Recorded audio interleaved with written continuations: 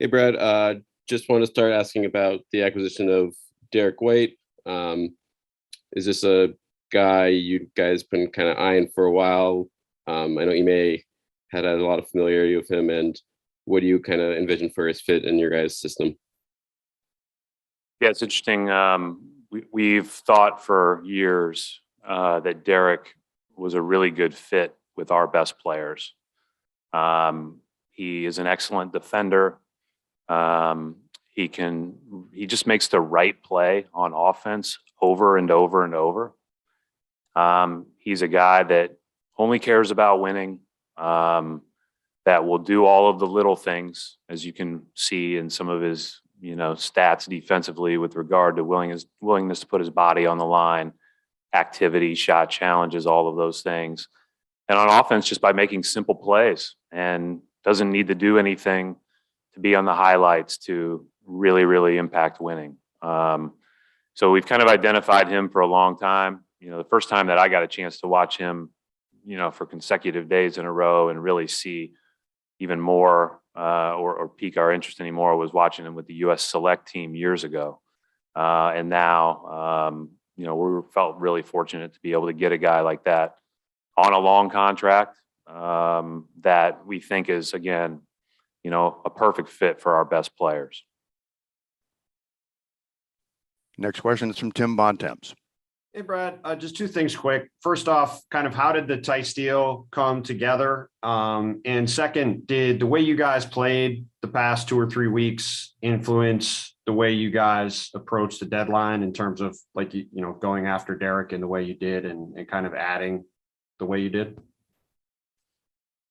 I would say that neither of those are just short-term moves, Tim. I think that we believe, first of all, again, Derrick's got 3.5 years left on his contract. And, we know that obviously when you're trading away, two really good perimeter players that have been part of our rotation, you got to get the perfect fit and a guy that can eat up a lot of those minutes and play at a super high level on both ends of the court to maintain, the stretch we're on. But the most important thing is that this is not just about the next 3 months with him. This is about, again, adding guys that you think and can see playing in a 7-game knockdown, drag out playoff series. And they can be on the floor and play, a role in helping you win.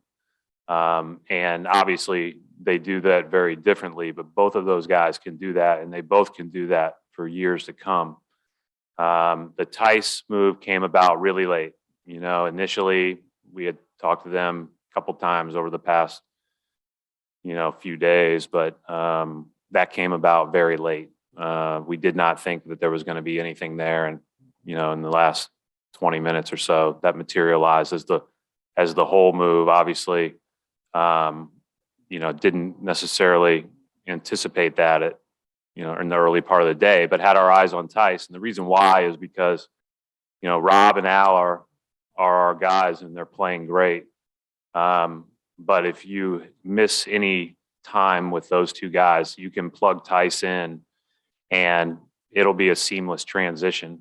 Tice knows how to make our best players better.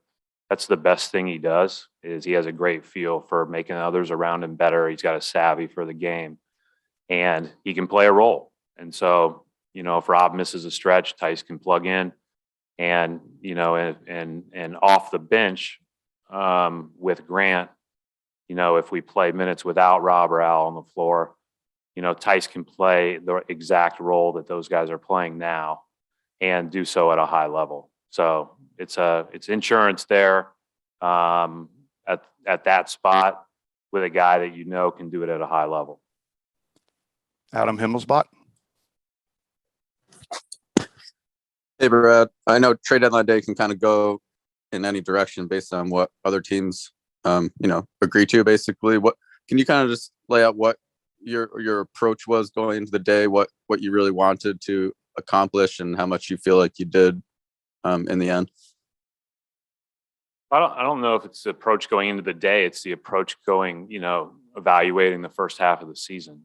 And so, again, you're evaluating the season, you're seeing where you're headed both in the near term and the long term, and you're doing your best to try to, accentuate that team in both of those circumstances. But, the long-term part is, was always at the forefront. We've obviously been on a good roll.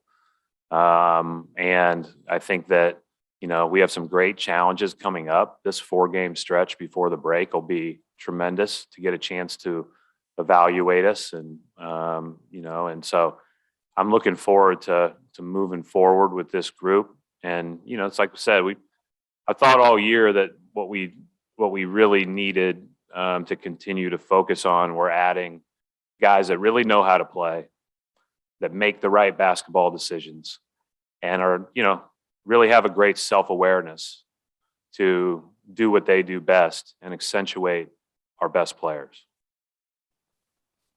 Mark Murphy.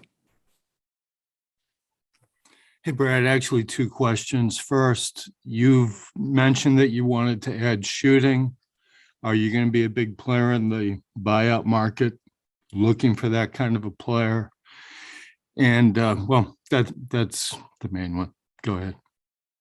Yeah. So, well, first of all, we think a lot like Josh, when Josh came here, when really evaluating Derrick and watching him throughout the course of his career, we think he'll really shoot the ball. And so also with Josh and Dennis being out, then there is also opportunities, off the bench, right? There's opportunities for a really good shooter in Peyton, for a really good shooter in Aaron.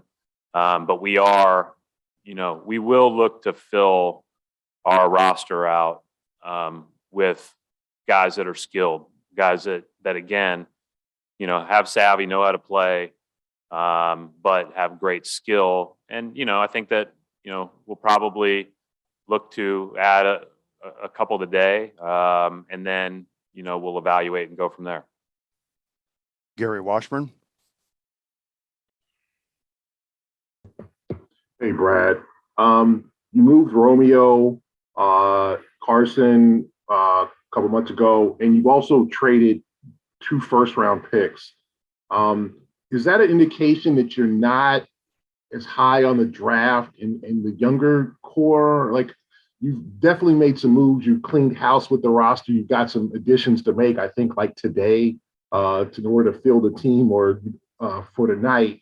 What has been your impression or your thoughts on the younger core in this draft? Because you've been open to moving picks, which hasn't been always the case in Boston. Is the ability or the desire to trade first-round picks?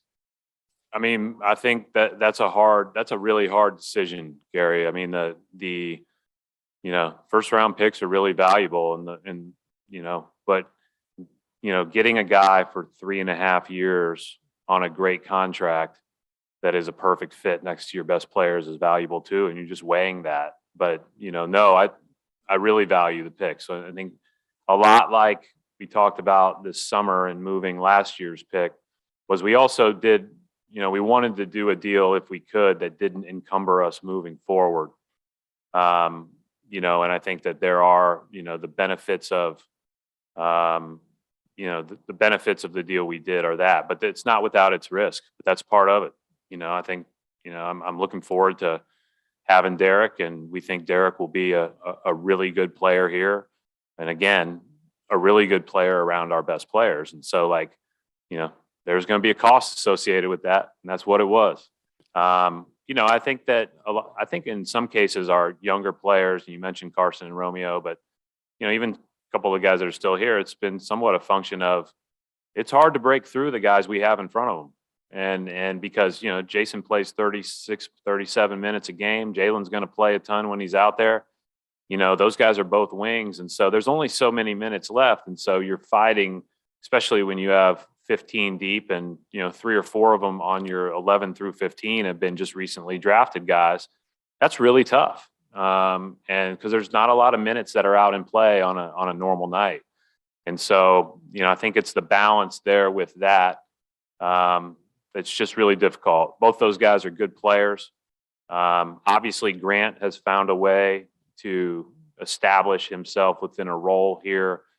We think that both Peyton and Aaron, we have great belief that they'd be very good, if they're able to earn the opportunity. But that's what it is, and I think that that's just part of it. It's a hard league, and there's a lot of good players that once they find the right fit or the right opportunity can really shine. We'll go back to Mark Murphy again, Coach. Brad? Hey, Brad, just real quick, when are Derrick and Daniel going to be available? Derrick is here. So he'll go through all of his, physicals and everything else, but then the San Antonio guys do the same. Daniel gets in later today. He'll do the same thing. Houston has to do the same. So I don't know necessarily when people will be available or not. That'll be dependent on everybody completing the physicals and the trade being, officially complete. John Corrales? Brad, this is your first trade deadline in your first year on the job. What was it like for you? I know you've been involved, but for you to be the guy that makes the final call, for you to be the guy that tells guys that they're traded, what was that all like? No, I mean, that's really hard to tell guys that they're traded. I mean, that's by far the hardest part of all of this, other than obviously waiving somebody that takes a cake. But as far as making the decisions in the moment and everything else, it's just part of it.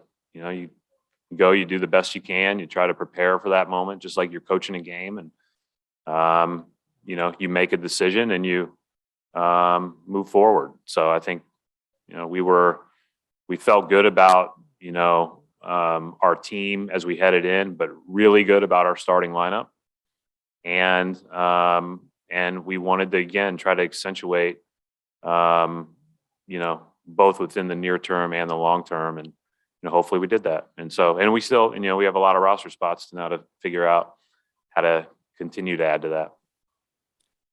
Jared Weiss? Coming into the season, you kind of had this dichotomy where you had your 4 core guys long term and everybody else was kind of locked in for 1 or 2 years. So now that you've really deepened your rotation with guys that are locked in long term, is this kind of continuing that plan to build around the Jays with a kind of deeper core, or has this been more of a shift based on their play? Again, I just think what you want to do is hopefully accentuate your best players with people that, make great sense around them and have a great self-awareness of who they are.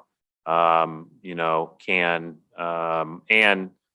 think we've been fortunate to establish a real defensive identity, and so valuing all of that. And I do value the continuity aspect, especially for a new coaching staff. That's why it's hard to trade 7 guys, but the core of who's playing and the core of who we, will have moving forward, and being able to get a couple of guys that are, again, on contracts where you can build and grow together, I think is really important. I've coached a lot of defenses in my life. Coached some really good ones in college and some really good ones here. I've never seen one this dynamic when it's locked in. And so I give Ime and his staff a lot of credit. I give the players a lot of credit. So to be able to add to that and be able to, hopefully, again, add the right offensive, firepower to accentuate those guys, are things that we value. Follow-up question, Jared? The pick swap in 2028 is a pretty substantial kind of off in the future type of piece that's usually reserved for making those kind of like big third star acquisitions. So what was the thinking on the cost benefit analysis of including that? Yeah, I mean, that can go either way, right? I mean, that can go either way. I mean, if you're, we'll lose, that's the one that you lose sleep over for a couple of days. But I think the analysis of that is we have, some really good players, and we have a person that we think fits in perfectly with them as another really good player, but can only make them better. Thank you, Brad. We'll wrap it up right there. Thank you.